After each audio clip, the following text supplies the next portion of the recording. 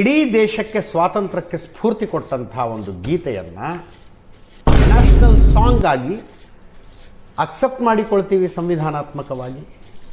ಅದನ್ನು ಒಂದು ಸಮುದಾಯ ನಮ್ಮ ಧಾರ್ಮಿಕ ಭಾವನೆಗೆ ಅದರಿಂದ ಧಕ್ಕೆ ಆಗುತ್ತೆ ನಾವು ಹಾಡೋದಿಲ್ಲ ಅಂತಂದರೆ. ನನ್ನಂತ ಎಷ್ಟು ಜನಕ್ಕೆ ಮಕ್ಕಕ್ಕೆ ಬಣ್ಣ ಬಳದ್ಬಿಟ್ಟು ತಕದಿಮಿ ತೈ ಅಂತ ಕುಣಿಸಿದೀನಿ ಗೊತ್ತಾ. 5 ಪಿಲ್ಲರ್ಗಳಿದ್ದಾವೆ ಇಸ್ಲಾಮಿನ ಪಿಲ್ಲರ್ಗಳು, ಅವುಗಳನ್ನು ಫಾಲೋ ಮಾಡಲೇಬೇಕು. ಅವುಗಳ ಪೈಕಿ ಪ್ರಮುಖವಾದಂಥದ್ದು ಶಿರ್ಕ್. ಮುಚ್ಚ ಬಾಯಿ, ನೀನು ಒಬ್ಬ ಫ್ರೆಂಡ್ ಏನೋ ಏನೇನೋ ಕತೆಗಳು ಹೇಳಿ ನನ್ನ ಮನ್ಸು ಕೆಡ್ಸಿ ನನಗೊಂದು ಮಾತು ಹೇಳ್ದೆ ನೀನು ಒಬ್ಬನೇ ಹೋಗಿದೀಯಲ್ಲ, ಇದೇನಾ ನೀನು ಫ್ರೆಂಡ್ಶಿಪ್ ಕೂಡ? ಇದು ಅದು ಆಮೇಲೆ ಅದು ಅಲ್ಲಾಹುವಿನಿಂದ ನೇರವಾಗಿ ಬಂದಿರುವ ಆದೇಶ ಸರ್ ಅದು. ನನ್ನನ್ನು ಹೊರತುಪಡಿಸಿ ಇನ್ಯಾರನ್ನು ಆರಾಧಿಸಬೇಡಿ. ಹಂಗಿರುವಾಗ ಒಂದೇ ನಾನು ನಿನ್ನನ್ನು ನಮಿಸುತ್ತೇನೆ ತಾಯಿ ಅಂತ ಹೆಂಗೆ ಹೇಳಕ್ಕಾಗತ್ತವ್ರು ಅಂತ. ಏನ್ ಬಂದೈತೆ ರೋಗ ನೀನು ಬುದ್ಧಿ ಇಟ್ಟ is it yes I know Vikram ಪಡ್ಕಿ ನೋಡಿ, ಅವರಿಗೆ ಹೇಳಕ್ ಆಗಲ್ಲ ಅನ್ನೋದು ಟೆಕ್ಸ್ಚುಯಲ್ ಟೆಕ್ನಿಕಲ್ ಇಶ್ಯೂ. ಹೇಳ್ತಿದ್ರೋ ಇಲ್ವೋ ಅನ್ನೋದು ಇನ್ನೊಂದು ಭಾಗ. ಊಟ ಆಯ್ತಾ ನಾತು ಅವ್ರು ಹೇಳಿದ್ರು, ಎಸ್ 1905 ಬಂಗಾಲನ ಕಮ್ಯುನಲ್ ಲೈನ್ಸ್ ನಲ್ಲಿ ಲಾರ್ಡ್ ಕರ್ಜನ್ ವಿಭಜನೆ ಮಾಡಿದ.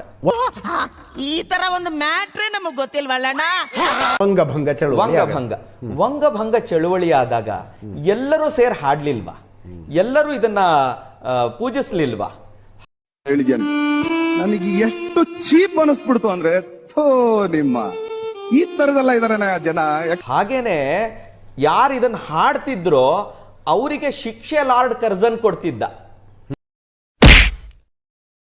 ಅವನು ಮಾಡ್ತಾನೆ ಇದನ್ನ ಬ್ಯಾನ್. ಅದಷ್ಟು ಸುಲಭನ? ಅದೆಲ್ಲ ನಿನ್ ಕೈಲಿ ಮಾಡೋಕ್ಕಾಗಲ್ಲಪ್ಪ. ನಿಮ್ಮ ಅಮ್ಮನ ಪಿಂಡ ಯಾವ ಬೋಳಿ ಮಗನಿಗೆ ಅರ್ಥವಾಗುತ್ತದು? ಏನು ತಪ್ಪಿತ್ತು ಅವ್ರು ಹೇಳಿದ್ದು? ಸಿಂಪಲ್ ಮಾತು ಅಜಿಜ್ಜಿ, ನಾವು ಯಾರು ಅಂತ ಹೇಳಿದ್ರೆ ಕೋವಿಡ್ ವ್ಯಾಕ್ಸಿನ್ ತಗೊಂಡಿಲ್ಲ ನಾವು. ಹೂ ಸ್ಟಾಪ್ಡ್ ಯು? ನಿಮ್ಮನ್ನ ತಡೆದಿರುವವರು ಯಾರು? ನೀವು ಬಲವಂತ ಮಾಡಿದ್ರಿ ಕೋವಿಡ್ ವ್ಯಾಕ್ಸಿನ್ ತಗೊಳ್ಳೇಬೇಕು ಅಂತ. ಇಂಗ್ರೀಡಿಯೆಂಟ್ಸ್ ಹೇಳಿರಲಿಲ್ಲ, ಅದರಲ್ಲಿ ಏನು ಕೊಬ್ಬಿದೆಯೋ ನಮ್ಗೆ ಗೊತ್ತಿಲ್ಲ ಅಂತ ಹೇಳ್ಬಿಟ್ಟು ನನ್ನ ಮೇಲೆ ಆಣೆ ಇಟ್ಟು ಪ್ರಾಣ ಹೋದ್ರೂ ನಮಗೆ ಚಿಂತೆ ಇಲ್ಲ, ಧರ್ಮ ಅಷ್ಟು ಮುಖ್ಯ. ನಾವು ವ್ಯಾಕ್ಸಿನೇ ತಗೊಂಡಿಲ್ಲ. ಅಪ್ಪಿ ಇದು ಯಾವ್ದೋ ಫ್ಲಾಶ್ ಬ್ಯಾಕ್ ರೆಬಲ್ ಸ್ಟಾರ್ ಅಂಬರೀಶ್ದು ಹಳೇದು ಅಕ್ಕಿಲ್ಲ ಬೆಳೆ ಇಲ್ಲ ಚಕ್ರ ಕತೆ ಇದಂಗಿದೆಯಲ್ಲಪ್ಪಿ. ಅಂಥವ್ರನ್ನ ಇವತ್ತು ಕೂತ್ಕೊಂಡು ಇಷ್ಟೊಂದು ವರ್ಷ ಆದಮೇಲೆ ಇವ್ರಿಗೆ ದೇಶಭಕ್ತಿ ಇದಾಗ್ಬಿಟ್ಟು ಇವತ್ತು ನೀವು ಇದನ್ನು ಹೇಳಲೇಬೇಕು ಅಂದರೆ ಅದಕ್ಕೆ ವಿರೋಧ ಇದೆ. ಆದರೆ ಇವಾಗ ಬಂದಿರೋ ಗೈಡ್ಲೈನ್ಸ್ ಪ್ರಕಾರ ಇದು ಬಲವಂತವಾಗಿ ನೀವು ಪರಿಹರಿಸಬಹುದಾದ ಸಮಸ್ಯೆನಾ? ದಯವಿಟ್ಟು ವೀಕ್ಷಕರು ಹೇಳ್ಬೇಕಿದ್ನ ಯೋಚನೆ ಮಾಡಿ. ಇದು ಪರಿಹರಿಸಬಹುದಾದ ಸಮಸ್ಯೆನಾ?